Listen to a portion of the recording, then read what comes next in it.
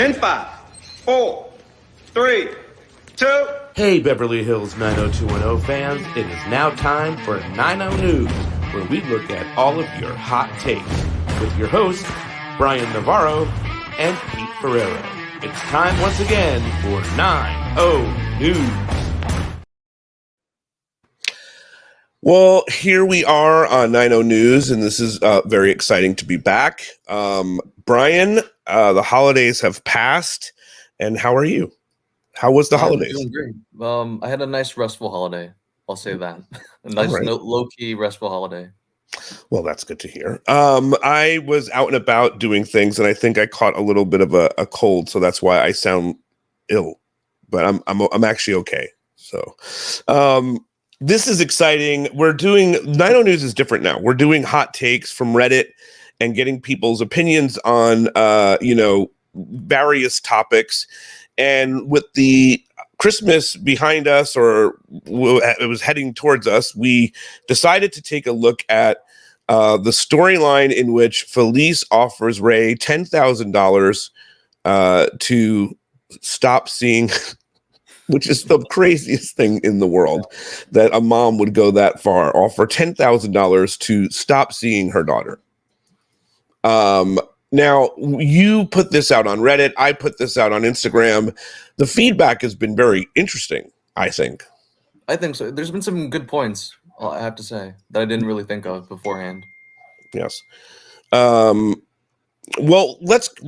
me, before we get into this, what are we talking about in case someone doesn't know? I'm going to show you a little Instagram video that I made just that kind of recaps the whole thing. It happened to my friend Ray Priut. Imagine you're dating this really cool chick, Donna, whose birthday also happens to fall on Christmas. Happy birthday, sweetheart. Merry Christmas. You bring over some mistletoe, and she's like really, really into it. If Ray asked me to marry him, I'd say yes. Everything checks out, but her mom and dad in the red sweater, they don't like you. Son-in-law who works in a Christmas tree lot. This Donna chick is super cool. Don't tell anyone, but I always kind of had a crush on this one. And I mean, Donna's super friendly. She went shopping with Ray's mom, even found out how much she would love to go on the Love Boat. Honey, I got a better chance of winning the lottery. But Donna's mom is like super intense. What would you like for Christmas, Ray? She just showed up to my friend's work one day, offering him all kinds of Christmas gifts. Love to make my own album.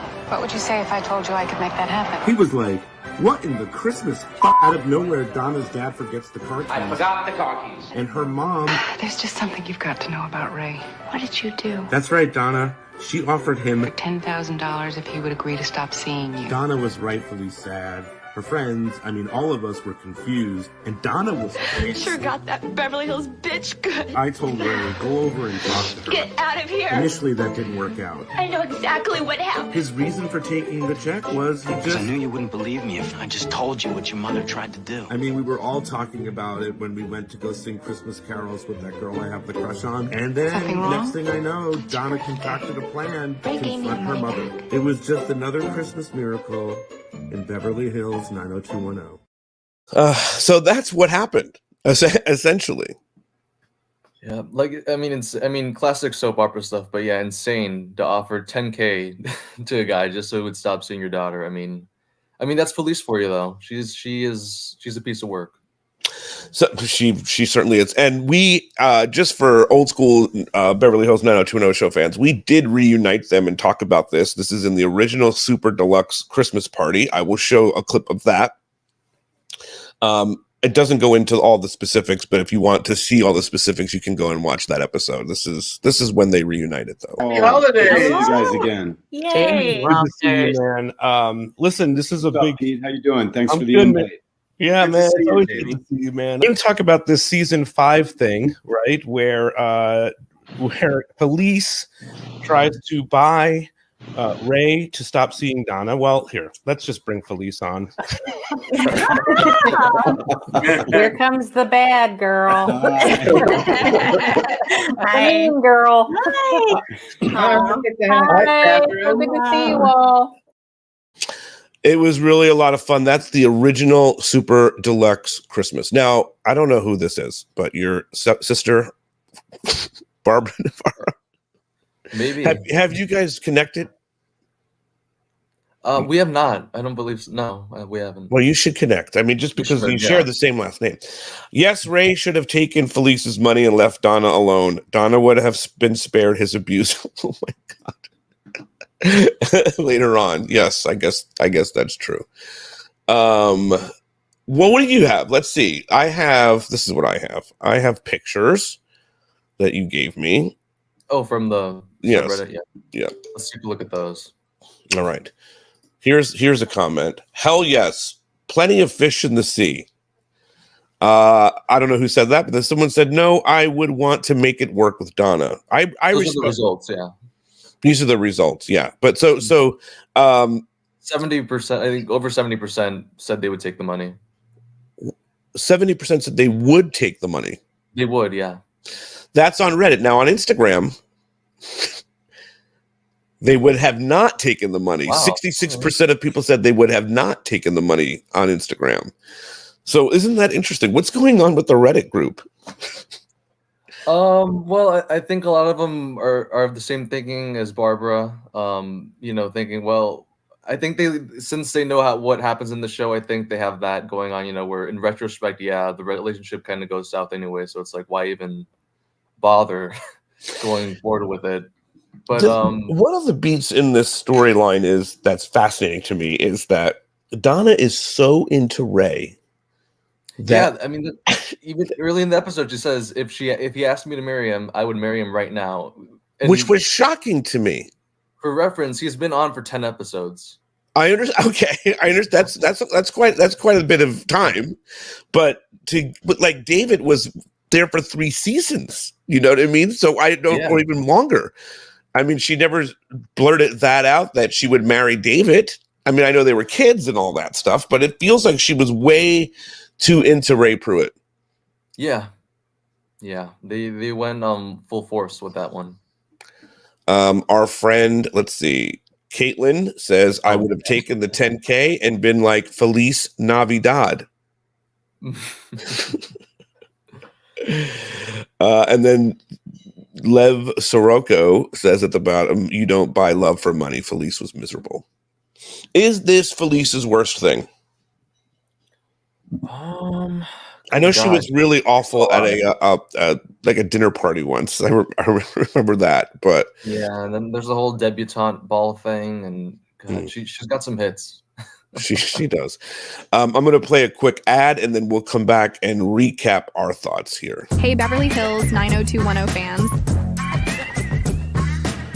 Check out all the latest rad stuff from the Beverly Hills 90210 show shop. They have everything you could possibly imagine. So, go there now, okay?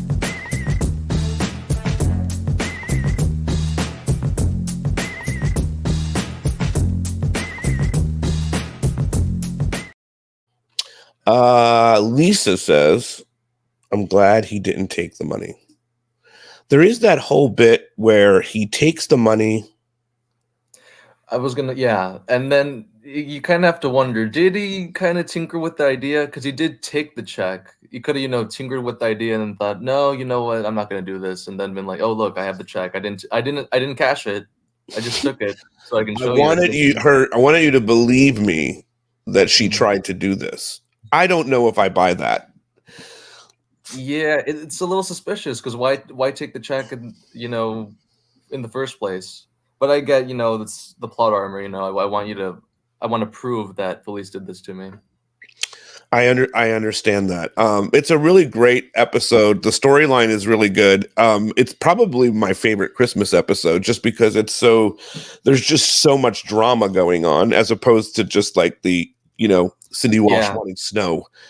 Cindy Walsh wanting snow. You have Kelly with the recovering from the scars from the fire. Mm-hmm. Dylan going to see Christine and trying to get his money back and finding Erica. There was a lot going on. There was a lot. Oh my God, Andre giving me an aneurysm with the whole Christmas Hanukkah stuff and Jesse. I mean, I don't even know what she's dressing up for. So, right? Isn't that or is that a different mask? Yeah. Yeah. But it's really solid. I was just going to say, there was another bit in this storyline that his mom, Ray's mom, winds up with the carnival. I don't know if it's carnival, but carnival cruise out of this whole thing. I love it whenever they throw in the old Aaron Spelling show reference. You know, they do Love the Love Boat. Boat this one. Yeah. But I think the actress that plays Luann is just so incredibly believable as this person. Yeah. And Larry has pointed out on this show that actress, and I forget her name, was married to Michael Keaton at one point. She's like not she's not Luann at all, but she nails Luann to the best of her abilities. All right, so now I think next week on 90 News, we have to go a little bit deeper because, and we might even have to invite some people on to debate this topic again. But recently, I went on to Bryan and I have this other thing, the most 90s thing ever that we've been working on, and I saw someone post it on that Instagram page. How can you post a picture in this? Like, no one's thinking about this, but how can you post a picture of Kelly and Dylan and not Brandon and Kelly? So there is a lot of this couple stuff that's going on where, you know, like no one thought about that thoroughly, but fans are very adamant about their Brenda and Dylan, Kelly and Dylan, Brandon and Kelly. I mean, so many years later, and the debate it's still on, and people are super passionate about it, which is great. But you know, you get some of the crazies once in a while. So is the Brandon and Kelly? What is that's a very large vocal group. It is, yeah, and I feel like it's been building up in recent years because I don't remember it. You know, I've been part of the fandom for like almost a decade now, I want to say. And I feel like it's been growing in popularity, in my opinion. Because usually you would just hear the Brenda Dylan thing or the arguments for Kelly and Dylan. And now Brandon and Kelly is like really. I mean, people were pissed in season 8.